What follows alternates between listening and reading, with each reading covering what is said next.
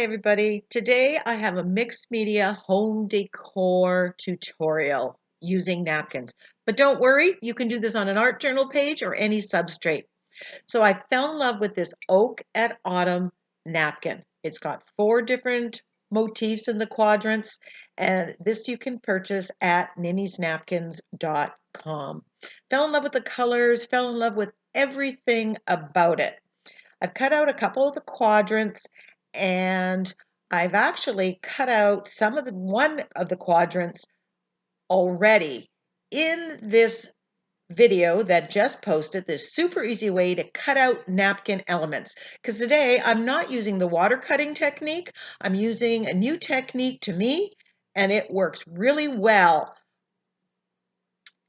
I'm going to speed this up, but if you click in the eye in the right-hand corner, it will take you to that video and you can learn all the tips and tricks and the specifics of this super easy way of cutting out elements out of a napkin.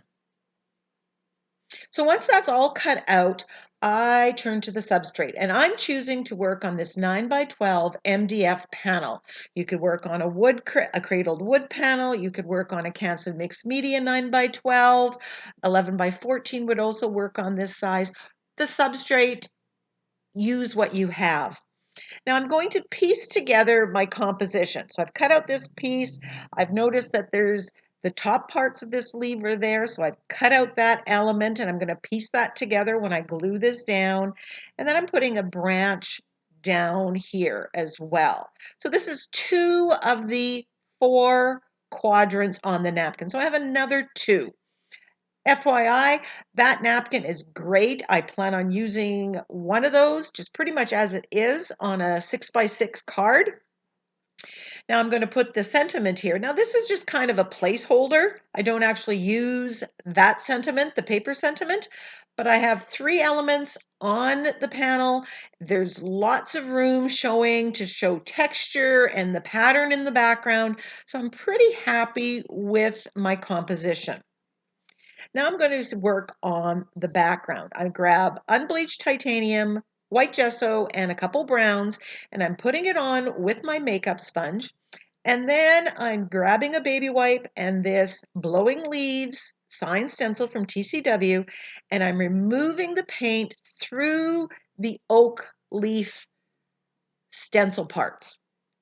And there's several different oak leaves, and I'm turning the stencil, flipping it up, removing the paint. Now, when you remove paint through the stencil, it's important that underneath whatever substrate you're working on has been gessoed. That will make it more possible to do this technique.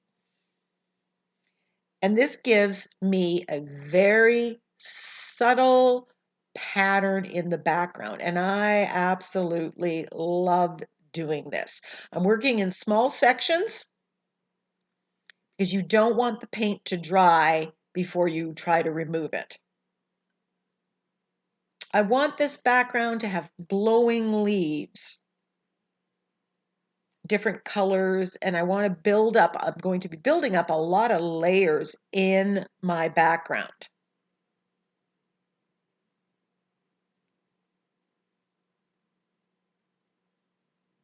I know that I want the oak leaves of the napkin to really show up, so I don't want to get too dark with my background. I'm going to paint the sides of the panel. I end up painting them black in the end because that's what goes with where the whole piece went. So once this is completely dry, I put my elements back on and decide that I need a little bit more something in the background. So I grab this punch card slimline stencil. It's a new one, like the sign stencil from TCW, and I'll put the names below, and there's a link to TCW store where you can buy these. Now I wish I had put less of this punch card, but in true Creative Katie form, I end up putting too much.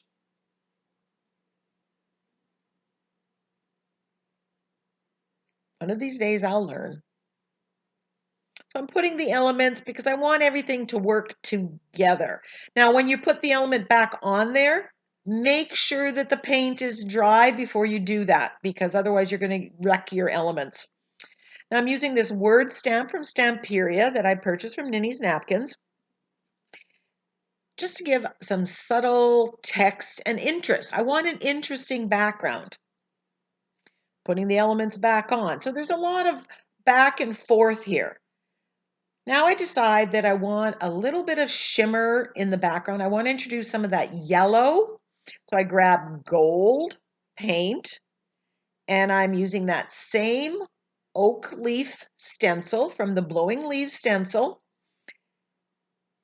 And I'm stenciling in some gold oak leaves throughout the background. And adding that yellow ties in with the yellow that is in the oak leaf of the napkin.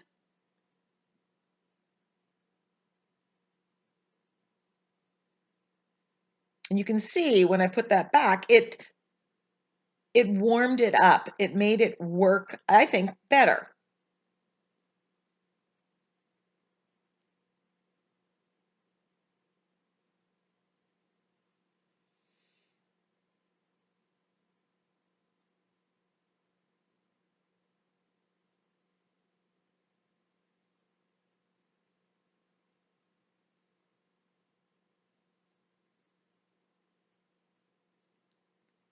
I want the background to look like there's blowing leaves or all these leaves are falling down.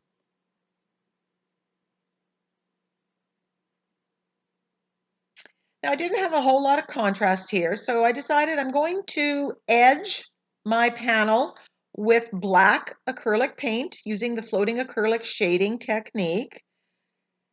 I just needed to add a little bit of contrast. I needed to frame this up.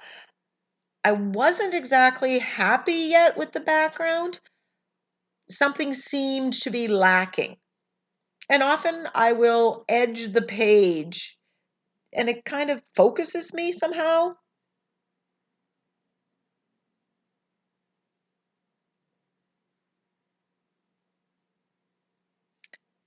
Then I splattered with black because I know my sentiment is going to be black, whether I use that paper one or I end up not. Then I grabbed my script stamp, my French script stamp, and I'm stamping with black acrylic paint here, just to add a little bit of contrast to the background. I don't want a lot of this, and I think I didn't overdo it. Putting the elements back on, do I like it? Now, with that new technique, I am peeling off the back paper that I've adhered. Now again, you're going to have to go to that video to get all the details, but that's what you see me doing here. I'm removing the top layer from the support paper that has allowed me to cut this out easily. Now I'm placing it on the napkin to get the right composition. I like how it was. And because this one is very flimsy now, it's only one ply of napkin, and with the branches, I've cut out all the excess. It's a little finicky and it's taking a little bit of time to get everything positioned. I'm cutting up the element and gluing it down in pieces. Remember, as I glue it down, I can glue it down either exactly where it was by looking at the napkin, or I can make up the branches and the leaves and edit it and make it my own. But I am going very slowly here. This took a lot of time. So I put it down, I let it dry, and then I pieced together the next piece. And because it was just so awkward to do, I did cut them apart. But as you can see, decoupage it down and you have it exactly where you wanted it. And you're not struggling with,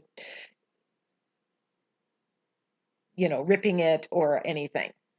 So here I'm adding this piece, put it where it goes, get some of the fluid matte medium underneath, and then some on top.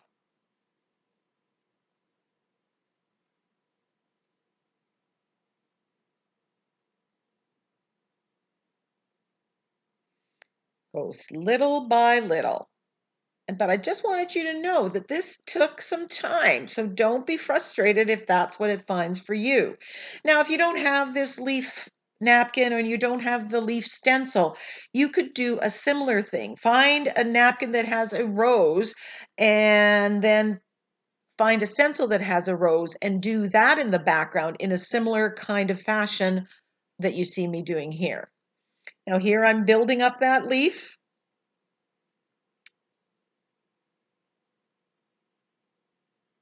And you won't see where they have been, where I've added them together. Of course, I'm not done. I am going to be overpainting these leaves.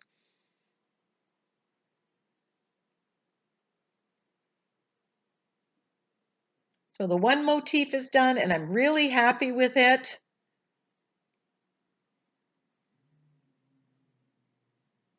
And I'm working on the bottom right-hand corner.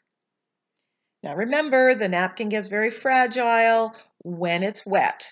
And some napkins disintegrate faster. This one was, there was no issues here at all. Now that it is all down, I want to brighten the leaves, and I am taking the paints, I'm matching the paints to what's in the leaf, and I'm over painting. This allows me to change the colors a little bit, to tweak it a little bit. I'm using the fine liner brush to paint the branches in.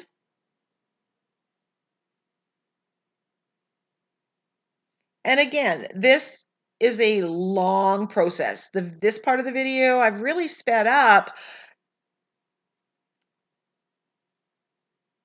So I'm adding, the leaf has multiple shades of green, and I'm mixing the yellow oxide with the hooker's green, and I'm mixing some white gesso in with it, and I'm mixing the colors.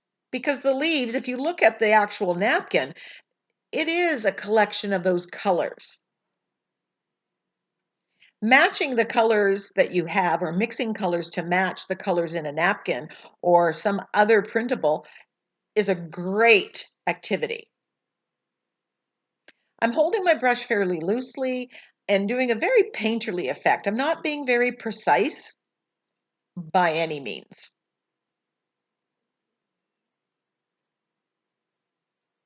This is yellow green, and then I come in with the hooker's green.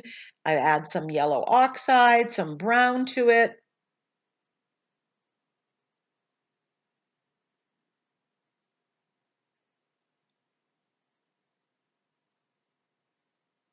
Remember, I'm brightening this or heightening the colors because I want these leaves are the focal image. I want this part to stand out from the background.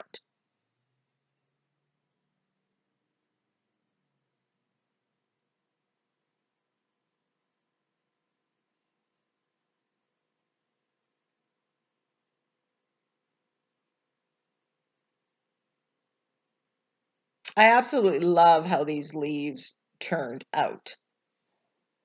And it occurs to me right now, I could have taken the shape of this oak leaf, either from the stencil or the napkin, and cut it out of some gel prints and collaged the leaves down, made my own. Oh, another project.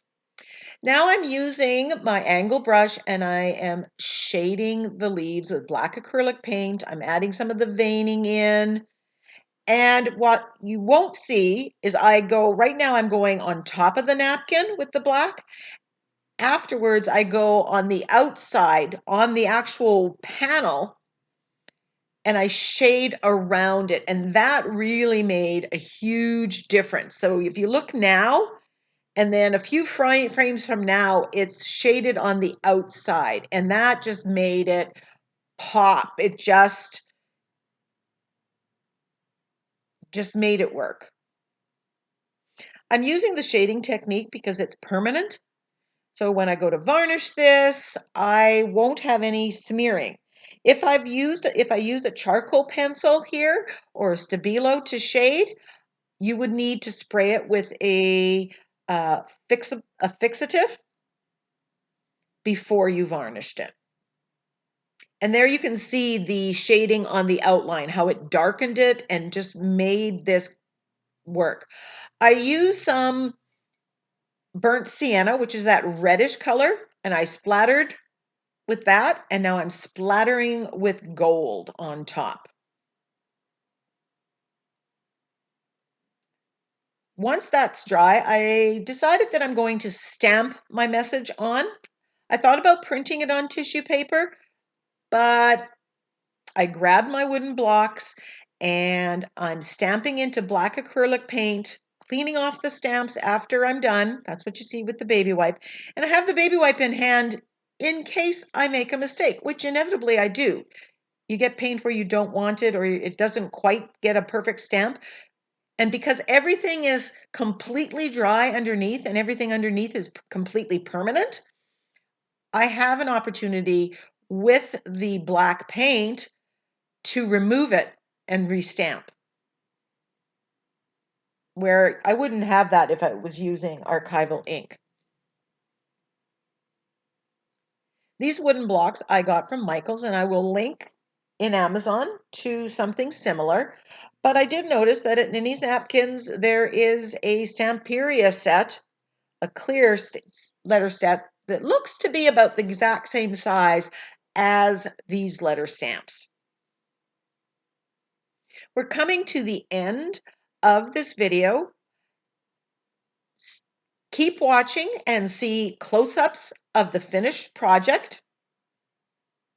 I hope you give something like this a try or use the techniques that you see me doing here, tweak them and use them on your own project. Until next time, go get creative.